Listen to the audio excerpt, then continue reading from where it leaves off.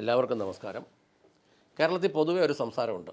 ഒരു വ്യക്തി BJP ചെന്ന് കഴിയുമ്പം അവന് ബുദ്ധി കുറയുന്നു, അല്ലെങ്കിൽ BJP വരുന്നവർക്ക് പൊതുവെ ബുദ്ധി കുറവാണ്. ഞാൻ പല സോഷ്യൽ മീഡിയ പോസ്റ്റുകളിലും ഇങ്ങനെ എഴുതി വെച്ചേക്കുന്നത് കണ്ടിട്ടുണ്ട്. ഇവർ വന്നു കഴിഞ്ഞ് ബുദ്ധി കുറഞ്ഞതാണോ, അതോ ഇവർ പൊതുവെ ബുദ്ധി ഇല്ലാത്തവരാണോ? ഞാനും ഇപ്പോൾ ഈ ദിവസങ്ങളിൽ ചിന്തിക്കുന്നു. കഴിഞ്ഞ ദിവസങ്ങളിൽ BJPക്കാരുടെ പല പ്രവർത്തനങ്ങളും കാണുമ്പോൾ ഇത് ശരിയാണെന്ന് പലപ്പോഴും തോന്നിപ്പോവും.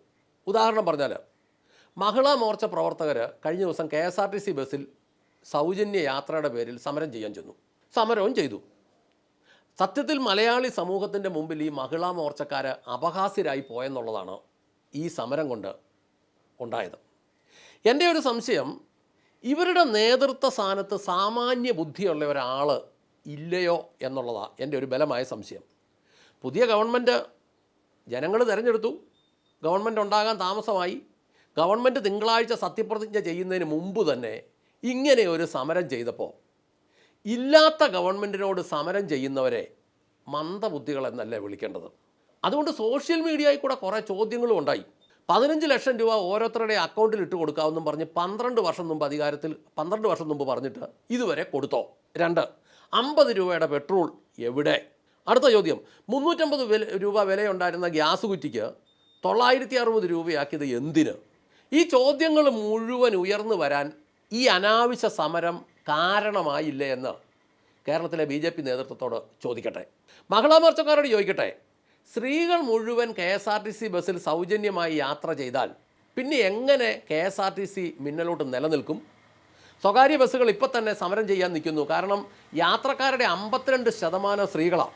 നമ്മൾ മനസ്സിലാക്കുന്നത്, ചില്ലറ ആക്രി വരെ തൂക്കിപ്പറക്കി വിറ്റാൽ 6100 കോടി രൂപയുടെ ആസ്തിയുള്ളപ്പം 17,000 കോടി രൂപയുടെ കടമുണ്ട്. മാസം 300-ലധികം കോടി രൂപ നഷ്ടത്തിലോടുന്ന പ്രസ്ഥാനമാണ് KSRTC. ഒരു ദിവസം 9 കോടി രൂപയാണ് KSRTCയുടെ ഏറ്റവും മികച്ച വരുമാനം.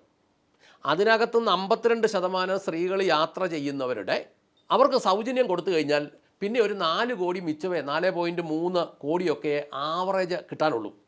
എന്ന് പറഞ്ഞാൽ ഇപ്പം മാസം 300 കോടി രൂപ നഷ്ടത്തിൽ ഓടിക്കൊണ്ടിരിക്കുന്ന പ്രസ്ഥാനം 500 കോടി രൂപ നഷ്ടത്തിലേക്ക് പോകും എന്നുള്ളതാണ് ഇതിൻ്റെ ഒരു യാഥാർത്ഥ്യം.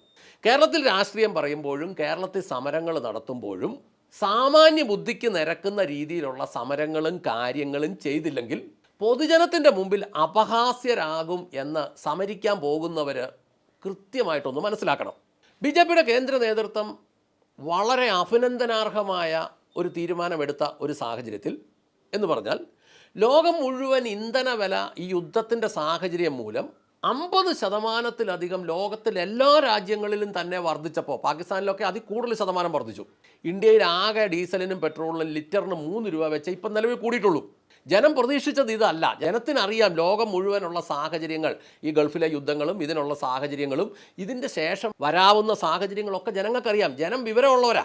അങ്ങനെ വരുമ്പം അവരുടെ മുകളിലേക്ക് വലിയൊരു ഭാരം അടിച്ചേൽപ്പിക്കാതെ ഡീസലിനും പെട്രോളിനും 3 രൂപ വെച്ച് മാത്രം കൂട്ടി നിർത്തി ഒരു അഭിനന്ദനാർഹമായ ഒരു നടപടി എടുത്തപ്പോൾ, എന്നാൽ കോൺഗ്രസ് ഇതിനു മുമ്പ് പറഞ്ഞു 4-ാം തീയതി റിസൾട്ട് വന്നാൽ അന്ന് തൊട്ട് പിന്നെ റേറ്റ് കൂടും, ഭയങ്കര വിലയാവും എന്നൊക്കെ പറഞ്ഞെങ്കിലും അത്ര ഒന്നും വന്നില്ല.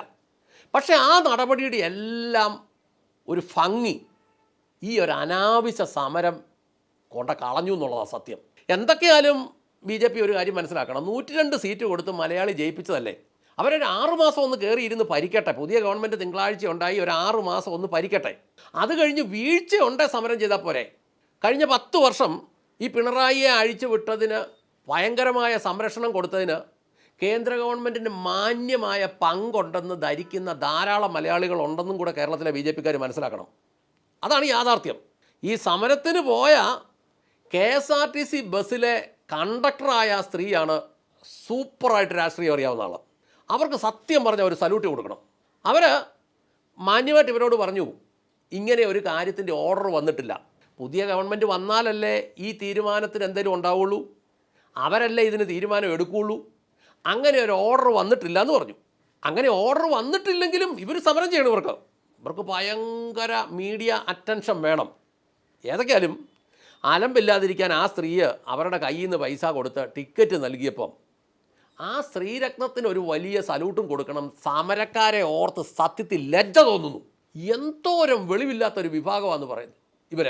ഇനി ബി ജെ പിയുടെ സംസ്ഥാന അധ്യക്ഷൻ രാജീവ് ചന്ദ്രശേഖരോട് പറയട്ടെ, താങ്കൾ ഒരു രാഷ്ട്രീയക്കാരൻ എന്നതുപോലെ ഒരു ബിസിനസ്സുകാരനും കൂടിയാണ്. എന്ന് പറഞ്ഞാൽ നടപടിയില്ലാത്ത സമരങ്ങൾ അനുവദിക്കരുത്, ജനങ്ങളുടെ മുമ്പിൽ വില പോവുകയുള്ളൂ. ഈ യാത്രക്കാരായ സ്ത്രീകൾക്ക് മുഴുവൻ KSRTCയിൽ സൗജന്യം കൊടുക്കുമ്പോൾ ഇവിടുത്തെ സ്വകാര്യ ബസ് മേഖല പൂർണ്ണമായി തകരുമെന്ന് നിങ്ങൾക്കറിയാമല്ലോ. അത് നിങ്ങളുടെ താഴെയുള്ള ഈ മഹിളാരത്നങ്ങൾക്ക് പറഞ്ഞു കൊടുക്കണം. എല്ലാം തകർക്കുന്ന ഒരു സംവിധാനം കൊണ്ട് എന്ത് കാര്യം? ആകെ 7000 മുതൽ 15000 വരെ പ്രൈവറ്റ് ബസ്സേ ഉള്ളൂ ഈ മേഖലയിൽ. അത് പൂർണ്ണമായിട്ട് തകരും. ഇപ്പോൾ ഈ 3000 രൂപ പെൻഷൻ കൊടുക്കാമെന്ന് പറഞ്ഞതോ, 25 ലക്ഷം രൂപയുടെ ഇൻഷുറൻസ് കൊടുക്കാമെന്ന് പറഞ്ഞതോ, 1000 രൂപ കോളേജ് കുമാരിമാർക്ക് കൊടുക്കാമെന്ന് പറഞ്ഞതോ, വനിതകൾക്ക് KSRTC സൗജന്യ യാത്ര കൊടുക്കാമെന്ന് പറഞ്ഞതോ ഒന്നും നടക്കാൻ പോകുന്ന കാര്യമല്ലെന്ന് മലയാളിക്ക് എല്ലാവർക്കും അറിയാം. അതുപോലെ തന്നെ 15 ലക്ഷം അക്കൗണ്ടിൽ കിട്ടുകയെന്നുള്ളതും അന്നേ മലയാളിക്ക് അറിയായിരുന്നു. ഇന്ത്യയിലുള്ള എല്ലാവർക്കും അറിയായിരുന്നു. ഇത് ചുമ്മാ പറച്ചിൽ മാത്രമാണ്.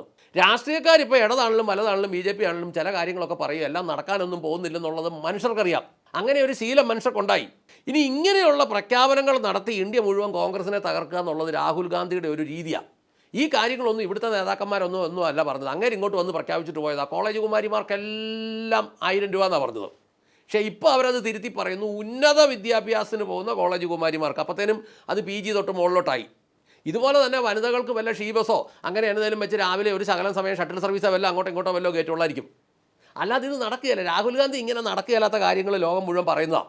അങ്ങനെ പറഞ്ഞ് ആ ഇന്ത്യ മുഴുവൻ BJP ആയതെന്ന് BJPക്കാർ മനസ്സിലാക്കണം. നടക്കുകയല്ലാത്ത കാര്യങ്ങളും പറ്റുകയല്ലാത്ത കാര്യങ്ങളും ഒക്കെ പറഞ്ഞു കഴിയുമ്പം അത് നടക്കാതെ വരുമ്പോൾ സംഭവം കൈവിട്ട് പോകുന്നത് കൊണ്ടാണ് ഇന്ത്യ മുഴുവൻ ഇങ്ങനെ BJP ആയി വരുന്നതെന്നുള്ളത് മനസ്സിലാക്കിയാൽ തന്നെ ഈ പ്രശ്നങ്ങൾ പകുതി തീരും. അതുകൊണ്ട് നടക്കാൻ പോകുന്ന കാര്യങ്ങൾ ഏതൊക്കെയാണെന്നും നടക്കുകയല്ലാത്ത കാര്യങ്ങൾ ഏതാണെന്നും ഒക്കെ മലയാളിക്കറിയാം. അതുകൊണ്ട് UDF ഗവൺമെൻറ് ഇപ്പോൾ അങ്ങോട്ടൊന്ന് സത്യപ്രതിജ്ഞ ചെയ്യട്ടെ. അത് കഴിഞ്ഞ് ഈ പറഞ്ഞ കാര്യങ്ങളൊക്കെ വട്ടക്കൊട്ടയിലാവന്മാർ വെള്ളം കോരട്ടെ. ഇനിയിപ്പോൾ പറയുന്നു എന്തെങ്കിലുമൊക്കെ വർഗീയത ഉണ്ടെങ്കിൽ അതൊക്കെ അവിടെ നിൽക്കട്ടെ, ഒരു 6 മാസം കളിയൊന്ന് കാണട്ടെ. അത് കഴിഞ്ഞിട്ട് ഇതിനെക്കുറിച്ച് ചിന്തിച്ചാൽ പോരെ. ഏതൊക്കെയായാലും അടുത്ത 3 വർഷത്തിനും 5 വർഷത്തിനും ഇടയ്ക്ക് ഇപ്പോൾ തെരഞ്ഞെടുപ്പുകളെല്ലാം കൂടെ ഒരുമിച്ച് വരികയാണെങ്കിൽ 29 ചിലപ്പോൾ ഒരു തെരഞ്ഞെടുപ്പ് വരാം, അല്ലെങ്കിൽ 31-ലല്ലേ തെരഞ്ഞെടുപ്പ് വരുള്ളൂ. ഒരു 6 മാസം മഹിളാ മോർച്ചയുടെ സഹോദരിമാർ ഒരവസരം ഇവർക്ക് കൊടു. ഇവർ വട്ടക്കൊട്ട വെള്ളം കോരുന്നത് നമുക്ക് ദൂരെ നിന്നൊന്ന് കാണാം.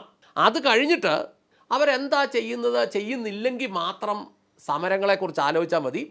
കേരളത്തിലെ BJP നേതൃത്വത്തോട് പറയട്ടെ, ജനവിധിയെ അംഗീകരിച്ച് മാനിച്ച് അംഗങ്ങൾക്ക് കൃത്യമായ ബുദ്ധി ഉപദേശിച്ചു കൊടുത്ത് കാര്യങ്ങൾ അവരെ പഠിപ്പിച്ച് സമരം ചെയ്തില്ലെങ്കിൽ നിങ്ങൾക്ക് കത്തിക്കയറാൻ പറ്റുന്ന സമരമുഖമായിരുന്നു ശബരിമല വിഷയം. ആ വിഷയത്തിലൊന്നും നിങ്ങൾക്കൊന്നും ചെയ്യാൻ പറ്റിയില്ല. അങ്ങനെ ഒന്നും ചെയ്യാൻ പറ്റിയില്ലെങ്കിൽ ഇപ്പോൾ ഈ ബസ്സേ കയറി കാണിച്ചത് കൂട്ട് അപഹാസ്യമായ സമരങ്ങൾ ചെയ്ത് ജനങ്ങളുടെ മുമ്പിൽ ഉള്ള വില കളയരുതെന്ന് സംസ്ഥാനത്തെ BJP നേതൃത്വത്തെ ഓർമ്മിപ്പിച്ചുകൊണ്ട് നിർത്തട്ടെ. മുന്നോട്ട് അവസരം ഈ കോൺഗ്രസിനെ കൊണ്ട് ഇത് എത്തുന്നില്ലെങ്കിൽ, LDFൻ്റെ കഥ കഴിഞ്ഞു എന്ന് ഏതാണ്ട് മലയാളിക്ക് മനസ്സിലായി. കോൺഗ്രസിനെ കൊണ്ട് ഇത് എത്തുന്നില്ലെങ്കിൽ ഇനി ഇത് BJPയുടെ കയ്യിലേക്ക് വരാനുള്ള സാധ്യതയാണ് നമ്മൾ കാണുന്നത്. അങ്ങനെയാണെങ്കിൽ അതും കൂടെ ഈ ആവശ്യമില്ലാത്ത സമരം കളിച്ച് കളയരുത് എന്ന് ഓർമ്മിപ്പിച്ചുകൊണ്ട് നിർത്തട്ടെ. നന്ദി, നമസ്കാരം.